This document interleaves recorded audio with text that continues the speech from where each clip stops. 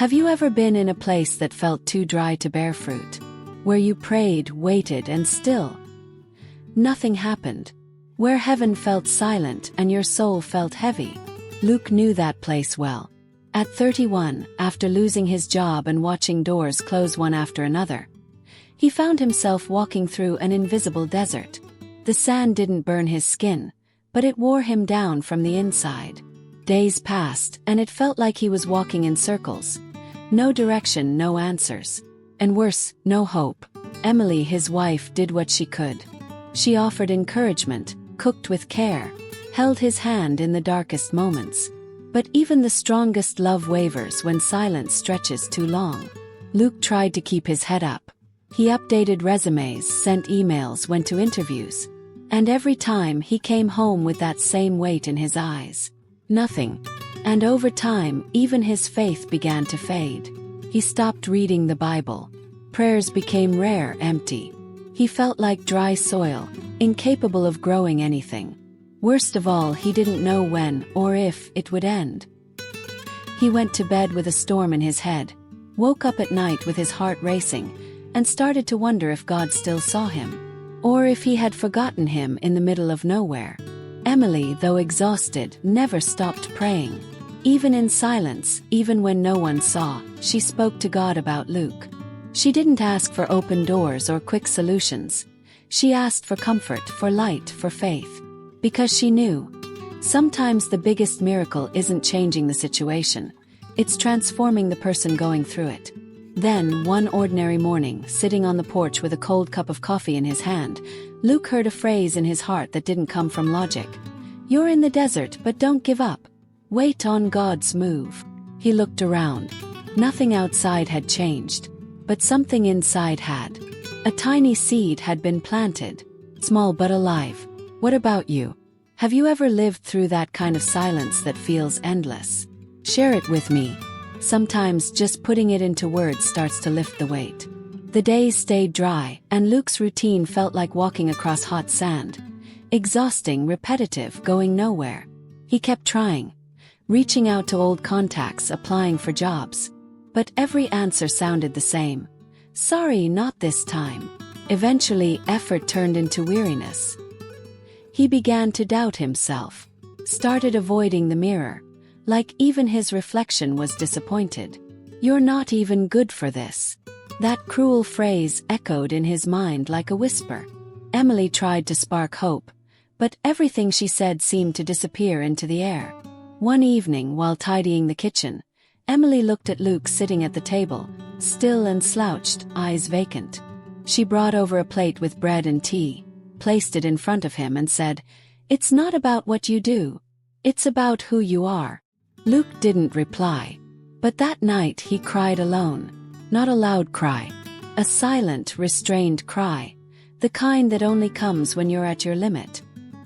He lay on the floor, staring at the ceiling and whispered, "God, if you still hear me, please speak." The sky didn't open. No answer came down. But in that space, just silence and the sound of his own heartbeat, something shifted. For the first time in weeks, he didn't ask for a solution. He just showed up raw, real. The next day he didn't feel like getting up. But he did anyway. He opened the living room window and let the sunlight in. Sat down with an old notebook and without thinking wrote, "Today I didn't give up." That was it. But in writing it, he felt a small relief, like he'd told himself, "I'm still here." From that day on, he started writing simple lines every morning. "I'm still waiting. I don't know what's next, but I'm still going." Got up today, even without strength. Emily noticed. She didn't say anything, but she began leaving notes too. "I'm with you. You're not alone. Even here, God still sees." Have you ever had days where writing a single sentence was your way of staying alive? So tell me. Sometimes a sentence saves more than a speech ever could. Luke started waking up earlier. Not out of duty, but out of need. There was something in those moments between night and morning that let him breathe more clearly. He'd sit on the porch with his notebook in his lap and watch the sky brighten slowly. He didn't think too much. Just breathed in and out. Sometimes he wrote just one word. other times a short prayer. Emily saw that, even in exhaustion, his soul was quietly finding order. No speeches, no declarations of faith, just presence, just persistence. One day, he heard about a local shelter looking for volunteers. He didn't hesitate. He went, even with the weight on his shoulders, just needing to step outside himself. He washed dishes, packed clothes, sorted boxes. No one knew his story, and he didn't tell it. But one elderly woman, as he folded blankets, looked into his eyes and said, "You have the eyes of someone who's about to bloom." That hit him. Like someone had said out loud what he barely dared to believe. He didn't respond. But when he got home, he wrote in his notebook, "By faith, the blessing will come." That night, Emily saw the notebook open on the table, read the phrase and smiled with her eyes. They didn't need to talk. They both knew something was being restored. Luke began going to the shelter twice a week. Not because he had extra time, but because it reminded him he still mattered. He started listening to other people's stories, pain that looked a lot like his own, and it made his pain feel lighter. He realized the desert wasn't his alone. Others were walking it too. Many of them without anyone by their side. The amazing thing is, he was changing even without noticing. He hadn't landed a job yet, but his soul was showing signs of blooming. His eyes were steady again. His voice had found its tone. The silence, once filled with despair, was now a space for listening. He was different on the inside, and that changed everything. Have you ever felt that internal shift before the blessing showed up on the outside? Drop a comment. Maybe what's blooming in you can give hope to someone still wandering the desert. The next Sunday, Emily asked Luke to go to church with her. He hesitated, like the idea was too big for where he was. But then he took a deep breath and said, "Let's go." He sat in the back row, silent. Didn't know what to expect. But when the pastor opened the Bible to Isaiah 35 and read aloud, "The desert and the parched land will be glad. The wilderness will rejoice and blossom like the rose," Luke felt a lump in his throat. That verse felt written just for him. He couldn't hold back the tears. But he wasn't crying from pain.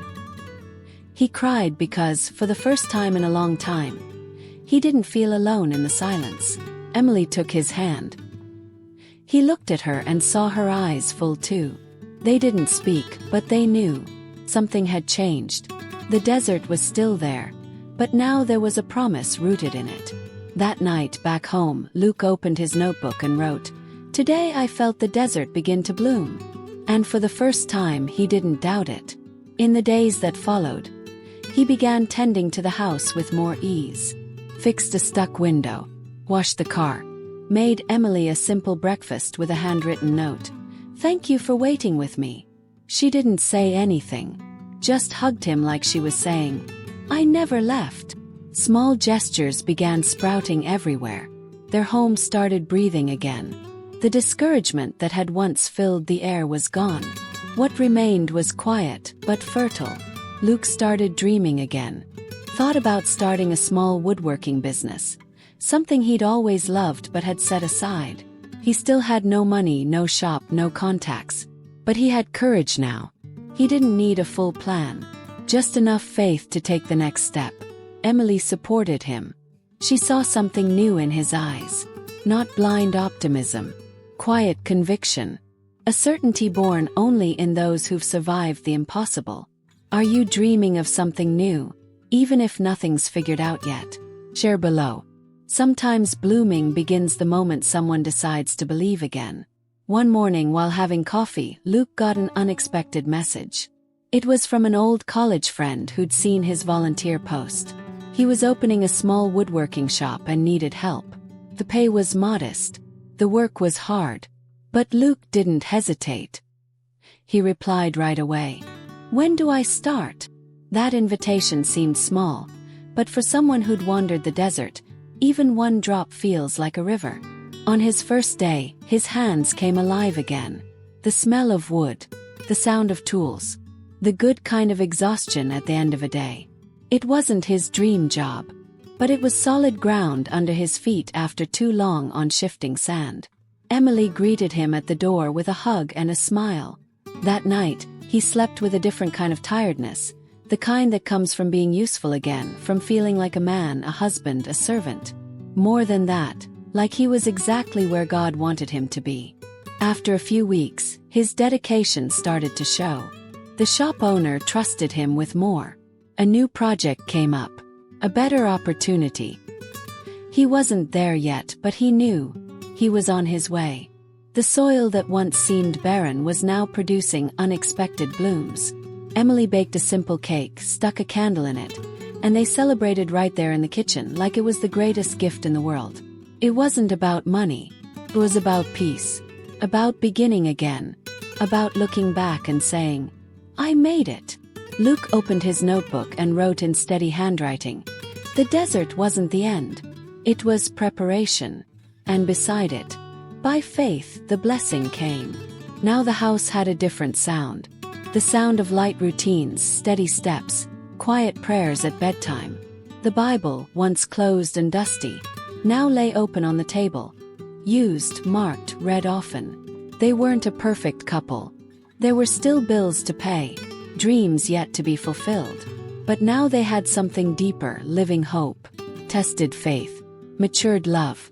They'd walked through the valley and bloomed. What about you? Have you lived through something like that? Where what looked like the end turned out to be a beginning? So share your story. It might be exactly what someone else in the desert needs to hear. Months later, Luke returned to the hilltop he used to visit as a younger man. He brought the notebook that had walked with him through the dry season, its pages folded, filled with short lines and small sparks of faith.